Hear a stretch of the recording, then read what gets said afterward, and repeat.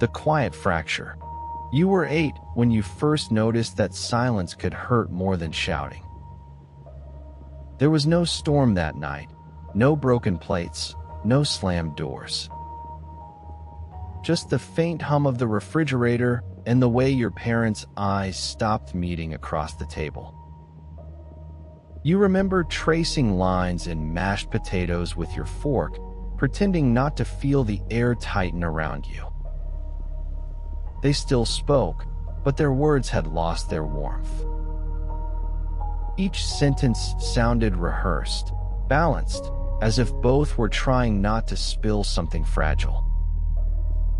And though you didn't understand it yet, you could feel a quiet kind of ending, the kind that tiptoes in softly, sits down beside you, and stays. When they finally told you they'd be living in different homes, you nodded, polite and obedient. You thought that's what grown-ups expected from good children, quiet acceptance. But somewhere inside, your world tilted. You didn't know how to name it, only that the walls of the house no longer felt steady beneath your feet. The next morning, everything looked the same. Same cereal box, same sunlight spilling across the floor. Yet something invisible had changed shape. Even at 8, you could feel it, the weight of an absence that had no sound. And here's the truth that often goes unspoken. The world doesn't always break with noise. Sometimes it breaks in whispers, over dinners, over dishes, over the small pauses that stretch too long. You weren't the only child to feel it. There are millions like you, sitting at tables across the world, watching love quietly rewrite itself into separate stories. The psychology books might call it the initial rupture, but to a child, it's something simpler, a question that has no answer. Why did the people who loved me stop loving each other? That question lingers even as the years move on. Invisible weight. Friday nights became a ritual. The small backpack by the door, a toothbrush, a few clothes, a homework folder. But what you really packed each week couldn't be folded. It was the quiet weight of two worlds that no longer touched. You learned early that your joy had to be managed. If Dad made your favorite pancakes, you wondered whether to mention it to Mom. If Mom bought you a new sweater, you hesitated to tell Dad. You started editing yourself, filtering your happiness so it wouldn't become someone else's pain. At first, it felt noble, like you were protecting them. But with time, that silence grew heavy. You realized you were carrying secrets that didn't belong to you. It wasn't anyone's fault. Everyone was doing their best. Yet in your small heart, you were already learning how to love carefully, quietly, conditionally. Psychologists have a name for it: loyalty conflict. A term that sounds clean, almost sterile.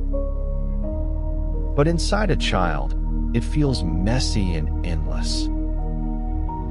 It's waking up wondering which version of yourself is safe to show. It's laughing at the wrong story, in the wrong house, and feeling that laughter turn to guilt. You became fluent in emotional translation. At your father's house, you learned to sound cheerful. At your mother's, you spoke in softness. Each visit was a new performance, not out of deceit, but survival. Because love, to you, had started to mean adapting. The adults called it adjustment, but you knew better. It was balancing. Always balancing, between homes, between moods, between loyalties that tugged at opposite corners of your heart. And still, you never spoke of it. Children rarely do. Instead, you smiled in photographs, kept your grades steady, said you were fine.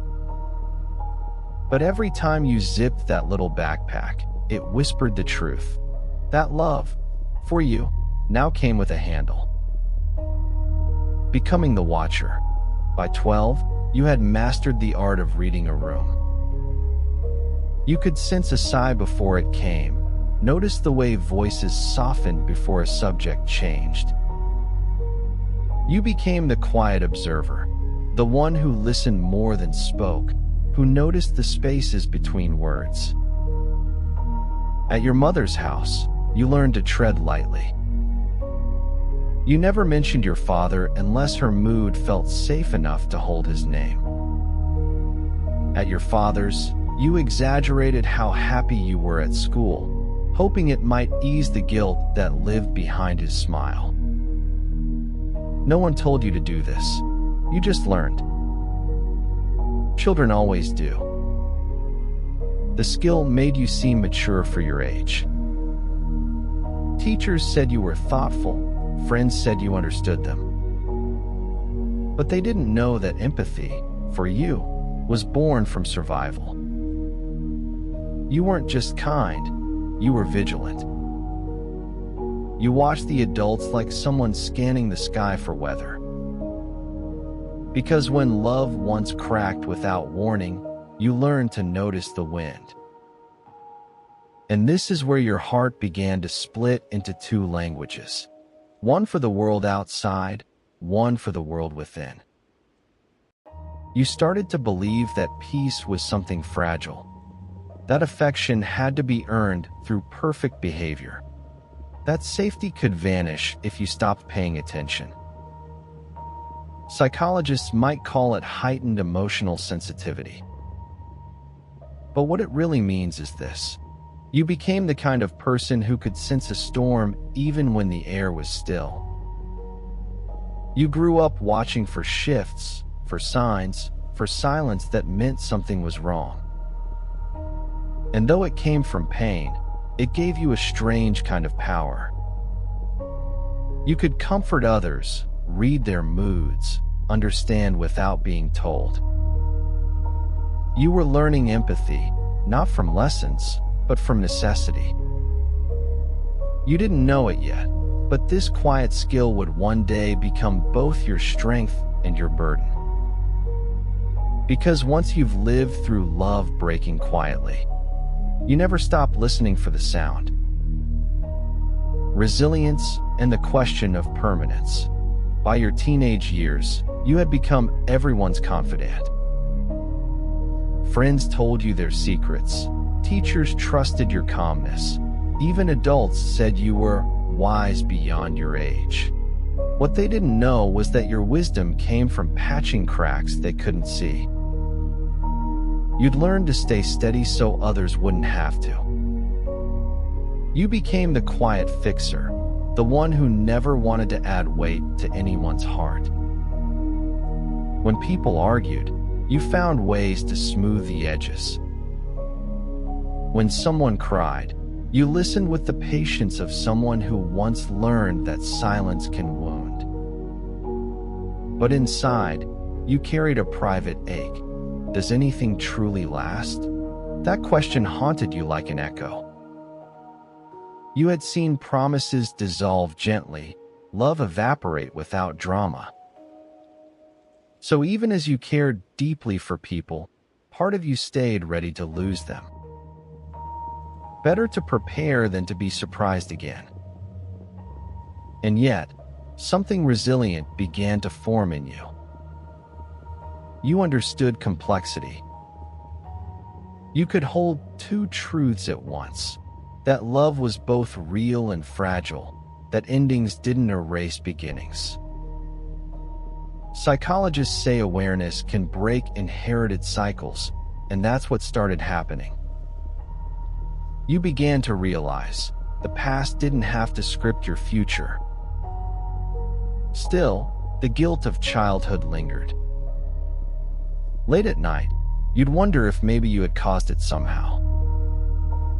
Maybe if you'd behaved better, they would have stayed. Maybe if you'd smiled more, they wouldn't have drifted apart. That invisible blame sat heavy until, one day, someone finally named it. A school counselor looked you in the eye and said, "You didn't break your family. You were caught in something you couldn't control." Simple words, yet they cracked open years of quiet guilt. Sometimes healing doesn't come from grand epiphanies. It comes from someone naming the truth you've carried too long in silence. That day, you learned that release is quieter than grief. It doesn't roar, it exhales. And in that exhale, you began to understand. You weren't broken. You were becoming. The universal thread. You don't have to be a child of divorce to understand what you felt. Loss wears many faces, a friendship that fades, a dream that slips away, a voice that stops calling your name. Every heart, at some point, learns the language of separation. For you, it began with 2 houses. For someone else, it might have been a goodbye that never got closure. But the ache is the same, that sense of something once whole now living in 2 pieces. And in that fracture, we all search for belonging. As you grew older, you started noticing this thread everywhere. People pretending they were fine when their eyes told another story. Families smiling in photos, but avoiding certain topics at dinner. The world seemed stitched together by invisible goodbyes, each one small, ordinary, human. You realized your story wasn't unique. It was a mirror reflecting countless others. There were children sitting on similar beds, wondering if love had an expiration date. There were adults still carrying those same questions, just with better vocabulary. It softened you. You stopped seeing your pain as private and began to see it as shared. That understanding didn't erase the hurt, but it made it bearable. Because when you recognize that others carry the same invisible weight, you stop feeling so alone underneath it. And here lies the paradox of your psychology. You were both wounded and wise. You craved stability because you knew instability. You became cautious, yes, but your caution was the seed of deeper understanding. You didn't take love lightly anymore, because you had seen what happens when it slips away. We are shaped not only by the love we receive, but by the love we lose. And that truth, though painful, began to make you gentle. Gentle with others, gentle with yourself. As if every heart were something breakable, because you knew how it feels when one is. Everywhere and nowhere. By the time you reached adolescence, home had become a plural word. 2 beds, 2 toothbrushes, 2 sets of house keys on 1 keychain. You belonged everywhere and nowhere at once. At your father's house, bedtime was strict, conversations brief, television always on. At your mother's, nights stretched longer, full of warmth and gentle questions. Both places were familiar, yet neither felt entirely yours.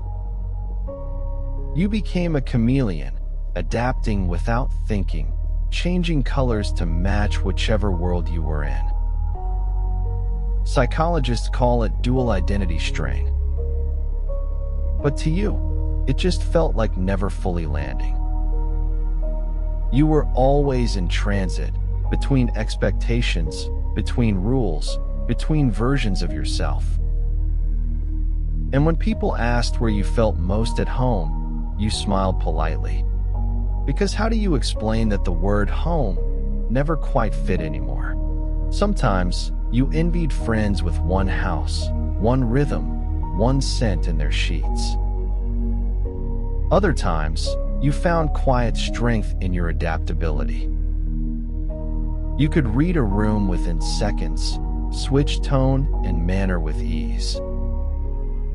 You had learned, without realizing it, how to navigate contrast, how to survive in spaces that didn't agree with each other. Your father taught you discipline. Your mother taught you softness. At first, those lessons clashed inside you. But over time, you began to blend them, firm when needed, gentle when possible. The contradiction became balance, and balance became identity. Still, there were nights when the question whispered back, "Who am I when I'm not adjusting for someone else?" That question followed you through school, through early adulthood. A quiet reminder that stability wasn't just about places, it was about presence. And maybe that's what you were learning all along, that home isn't built from walls, but from the quiet moments when you stop performing and simply belong to yourself. Love, fear, and awareness. You grew up promising yourself that you'd never repeat what you saw. That when you loved, you would hold on tighter, speak louder, try harder. But even promises made in childhood can tremble under the weight of memory. As you entered adulthood, you found yourself hesitating in love. Every argument felt like a prelude to an ending. Every silence reminded you of that kitchen table years ago, the one where peace meant distance. You started leaving first, not because you didn't care, but because you cared too much to watch something fall apart again. That's what fear does when it dresses as protection. It builds walls, paints them with logic, and calls them wisdom. But deep down, you knew it was the same old ache, still trying to control what once broke you. Then came awareness, not all at once, but in quiet moments. A late-night talk with someone who didn't walk away. A reflection in the mirror that didn't look like the scared child anymore. You began to notice your own patterns, how you waited for rejection, how you tested people's patience to see if they'd stay. And when you saw it clearly, something shifted. You realized that trust isn't about certainty. It's about choosing to stay open even when you can't predict the ending. That's how healing begins, not with forgetting, but with risking softness again. The world will call it emotional growth, but for you, it felt like standing barefoot in wet grass after years of concrete. Scary, vulnerable, freeing. You finally understood that fragility doesn't make love futile. It makes it sacred.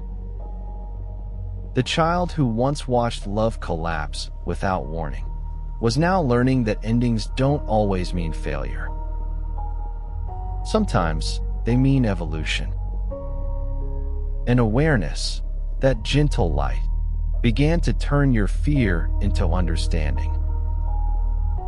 The sacred fragility of love, when you finally let someone all the way in. The old fears came quietly, like familiar ghosts. You worried that love might vanish again. That one morning you'd wake to silence instead of laughter. But this time, you didn't hide it. You told the truth. You spoke of the weekends spent moving between homes, of the guilt that made you careful with your joy, of the years spent decoding silence like a second language. And when you finished, your partner didn't turn away. They listened. They stayed. That was when you learned the difference between love that demands silence and love that makes room for your voice. That honesty became your turning point. Because once you've survived love's breaking, you stop seeking perfection. You start seeking presence. You understand that devotion isn't proven by permanence. It's proven by choosing each other again and again. Even when it's hard. Especially when it's hard. Psychologists call it post-traumatic growth. You called it simply growing up. The pain didn't disappear, it changed shape. It became perspective, a softer gaze toward the world, a deeper patience for the flaws of others. And maybe that's the hidden gift of your story. You learned that love is fragile, but not weak. That home can exist in more than one place. That family can be reimagined, not just remembered. You learned that endings can become beginnings, when faced with honesty instead of fear. So when you look back now, don't just picture the child at the dinner table tracing circles on a plate. Picture the adult they became, the one who listens deeply, who loves deliberately, who knows that stability isn't about guarantees, but about presence. Because love, real love, isn't about forever. It's about awareness. It's about knowing it can break, and holding it gently anyway. Where on this inner path do you find yourself now?